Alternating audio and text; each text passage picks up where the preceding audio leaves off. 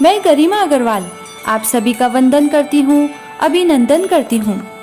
आइए आज हम सुनते हैं चौथ व्रत और बिंदाई जी की कहानी। एक साहूकार के एक बेटा और एक बहू थी। बहू पीहर जाती जद उको बाप पूछतो कि के खाकर आई, वह बोलती बासी कुसी खाकर आई हूँ। एक दिन साहूकार को बेटो ससुरा ने मिलने गयो तो ससुरो बोलियो कि थे मेरी बेटी ने बासी कुसी क्यों घालो हो। बेटो यो बात माने आकर पूछो तो माँ बोली कि मैं तो ताजी घालू हूँ, चाहे तू आज ही देख लिए। एक दिन बहू को बाप आयो और जो पूछो कि बेटी के खायो। बेटी बोली बासी कुसी खाई। बाप के जाने के बाद धनी बहुत नाराज होयो और बोलियो कि मेरे बाप ने क्यों बदनाम करे है, ताजी खाकर बासी कुसी क्यों बतावे है। जदवा बोली कि थे कुमावो न थारा बाप कुमावे, जना बासी कुसी हुई कि नहीं। यह सुनकर उको धनी कुमाने चलो गयो। एक दिन वह पड़ोसन के आग लाने गई, देखे तो सब कोई कहानी सुने हैं। जद पूछी कि यो के करो हो, पड़ोसना बोली कि मैं चौथ माता की कहानी सुना हा। इसे अन्न होवे धन होवे, बेटा पोता होवे, 12 बरस को बिछड़ोरो धनी मिल जावे। जी के दिन से वह भी चौथ बरत करने लगी। सासू 4 भगत खाने देती, जी को एक बार को हथकार निकालती, एक बार को गायने देती, एक बार को राखोड़े गाड़ देती और एक बार को चांद ने अर्घ देकर आप खा लेती। अय्या ही चौथ व्रत करता 12 बरस होगा। गणेश चौथ सोची कि इन्हें व्रत करता 12 बरस होगा। अगर इके धनी ने पाछो नहीं लावांगा तो आपा ने कलयुग में कुन मानसी। उही रात चौथ माता के धनी ने बोली कि अब तू घरा चलो जा, तेरी औरत तने याद करे है। वो बोलियो कि मैं तो बहुत काम में उलझ रही हूँ, कहीं जा न सकूंगा।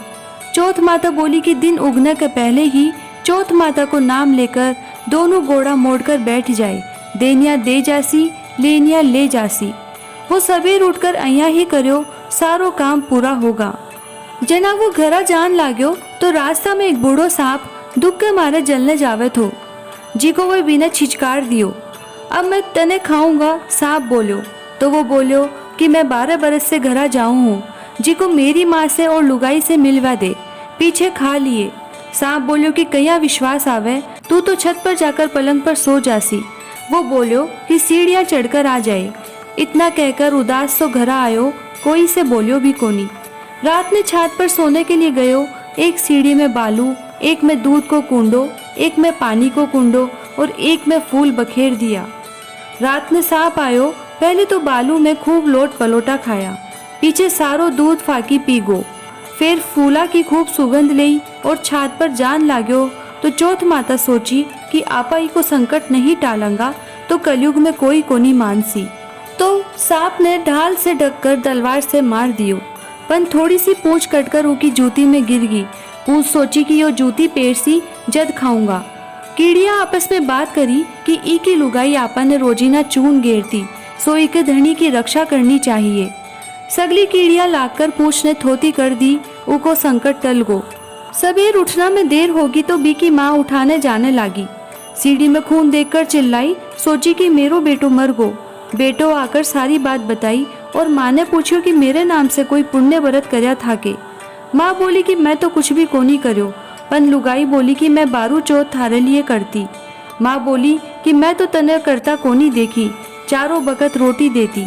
बहू बोली कि मैं एक बकत को हथकार निकालती, एक बकत को गायने देती, एक बकत को राखुड़ा गाड़ती और एक बकत को चांद ने अर्घ देकर खाती। ब्राह्मणी की छोरी ने बुलाकर पूछो तो बोली कि हाँ देती। गाय ने पूछो तो बाबी हुकारो भर दियो। राखुड़ो खोद कर देखे तो सोना की जेठ होगी। सारी नगरी में हेरो फिरा दियो कि पुरुष की औरत, बेटा की माँ, दीदा गोड़ा को धीरासी, सब कोई बरत करियो। हे चौथ माता उन्हें सुहाग दियो जिसो सबने दियो। कहता ने सुनता ने हुकारा भरता ने अपना सारा परिवार ने दियो। बिंदाई जी की कहानी। गणेश जी महाराज एक सेठ जी के खेत में से निकल रहा था तो 12 दाना अनाज का तोड़ लिया। पीछे गणेश जी के मन में विचार होगो कि मैं तो सेठ जी के चोरी कर ली। तो गणेश जी प्रायश्चित खातिर सेठ जी के 12 बरस की नौकरी पर ला गया। एक दिन सेठानी निमट कर राख से हाथ धोने लगी तो गणेश जी सेठानी को हाथ मरोड़कर राख खोस लिया और माटी से हाथ धुआ दिया। सेठानी सेठ जी ने बोली इसो के नौकर राख्यो है, जी को नौकर की जात होकर मेरो हाथ मरोड़ दियो। सेठ जी गणेशिया ने बुलाकर पूछा कि तू सेठानी को हाथ क्यों मरोड़ो।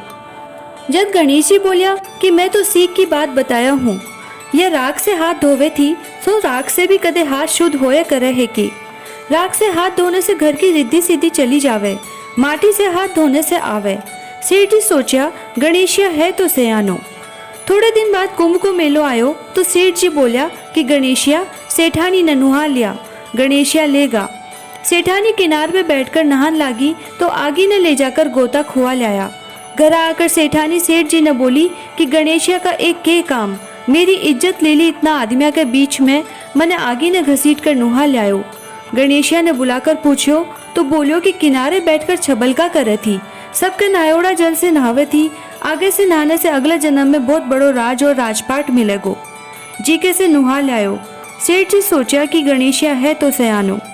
एक दिन घर में होम होवे तो सेठ जी बोलिया कि गणेशिया सेठानी ने होम में बैठने बुला लिया।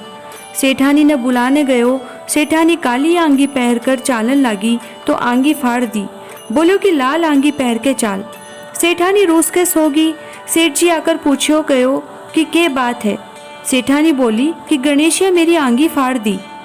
तब सेठ जी गणेशिया ने बुलाकर बोला कि तू बहुत बदमाशी करने लाग्यो है।